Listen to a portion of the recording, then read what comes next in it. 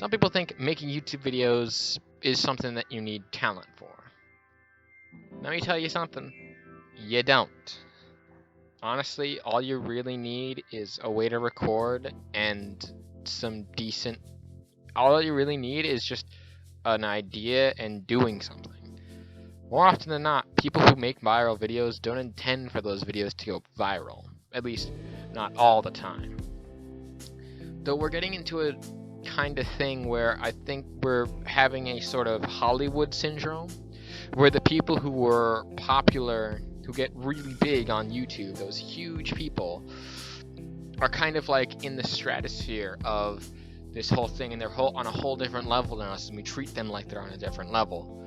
And all YouTubers always say that they're very grateful to their fans and stuff. And while some fans might see this as a way that it's true, and more often than not it is true, I'm not sure if there are any sort of like divas out there other than just either they're being purposefully divas for some reason, or they're just like really self-aggrandizing or something. I've never met, at least not yet anyway, a YouTuber who's full of themselves. It's because I think that they understand the sheer fact that it wasn't them that made them famous. It was the viewers and the people who subscribed to their channel that made them famous, that made them get all this money and have the ability to do things and pursue things outside of YouTube and continue to make content for their YouTube channel and stuff like that. And while I think in general most people would agree that YouTube is a great place, I always think that it's weird when things happen to YouTube that we haven't seen before on like such a big scale, and there's like this huge thing, like 2016, the adpocalypse. More often than not, it's confusing to me, a humble viewer who views ads. I don't see this as a kind of big deal. I mean, well, personally, I kind of see how it's a big deal, but it doesn't make any sense to me of why things like this happen. It was an accident done by one guy. Yes, he's one of the most popular gaming YouTube channels ever, but it was enough to get a tipping point and get the whole glass spilled everywhere. Now, that doesn't mean that advertising and stuff has stopped on YouTube, just a lot of revenue got kind of cut back because a lot of advertisers pulled their ads. Now, that to me just seems a little bit bonkers. A little bit. While I can understand that most advertising companies want to be more PC because, well, we're in a PC world now, I just think that YouTube's always been like that. YouTube's always been this magical place where you could go and watch a video on like a video on like how to do your nails properly, or how to reboot your computer in such a way that you don't get this error message for whatever reason.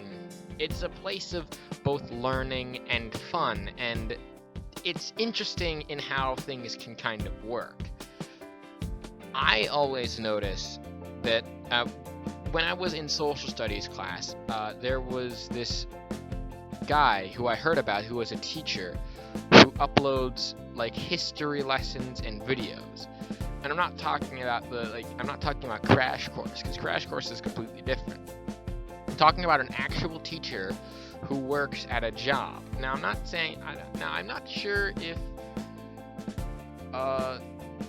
whoever, I think it was Sean Green, I believe it's Sean Green, I don't know, whoever does the Crash Course, like world history and stuff like that, is a teacher, but I mean, it's probably run by a teacher or something, I don't know.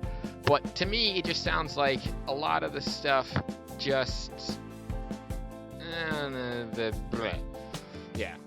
But back on the topic of YouTube, I just think that, in all honesty, YouTube's always been this big place of doing whatever the heck we wanted to do, and doing all of this and doing all of that.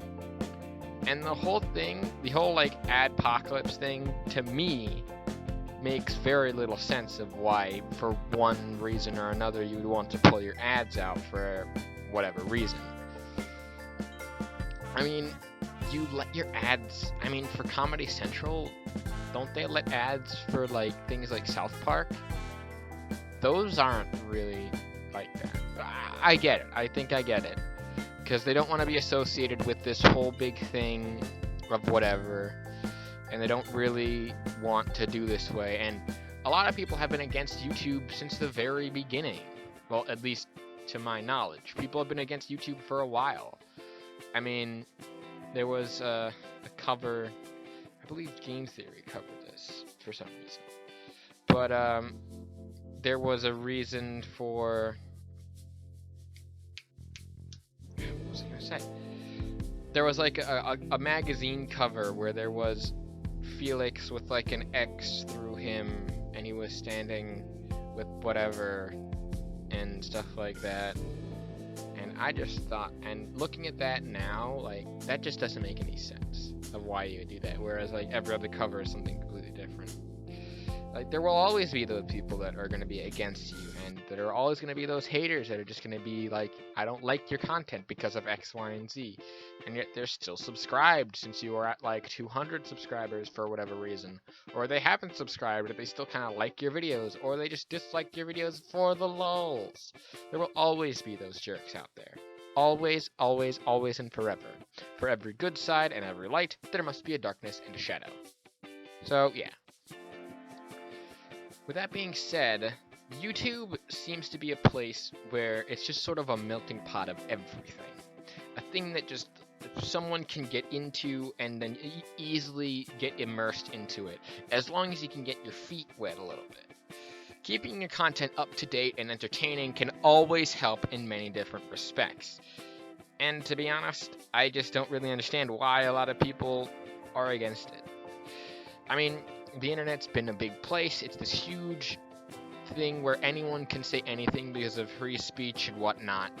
But things like have always been threatening of the internet, because politicians and people want change and things to happen.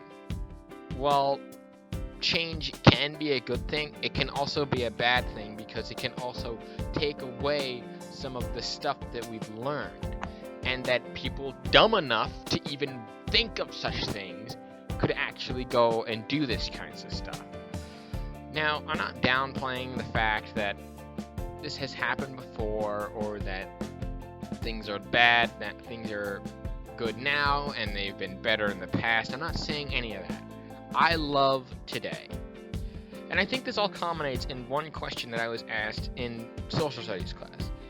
It was a question that my teacher asked me, and I also want you to answer in the comments if you find this video. And that's this.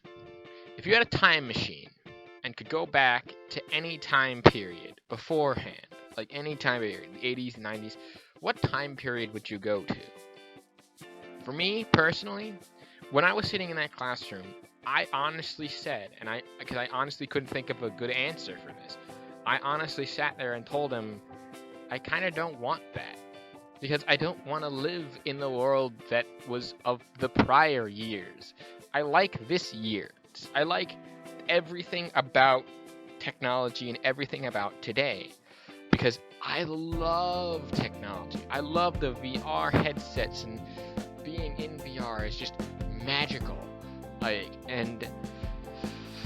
Being in and playing awesome video games that have like this awesome zero gravity technology and can run all these commands at once, rapid fire, and aren't just like simple text adventures. Doing all of this stuff and living in today, to me, just seems like the best option out of all the options I was given. And that was a lot of options. Like, seriously. Like, I could have gone back and rode a dinosaur, but no, I choose to stay here because here is where I know I belong. And that's what I think that you should take away from YouTube and technology and all of this stuff, is that today marks a day where things have been a bit easier for humanity. Maybe not for the better, but it makes it more interesting that way. For me, I personally feel that this whole big debacle with like everything that's happened can be pointless and can be degrading, and that's what you gotta kind of end up thinking about. Because I don't just sit at my computer all day. I don't just play video games.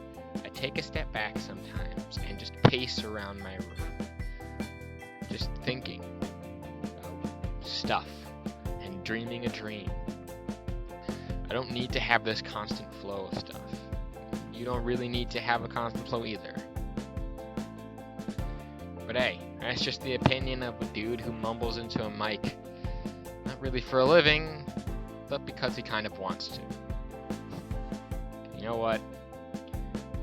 This mouse, this guy, this voice, has a lot to say.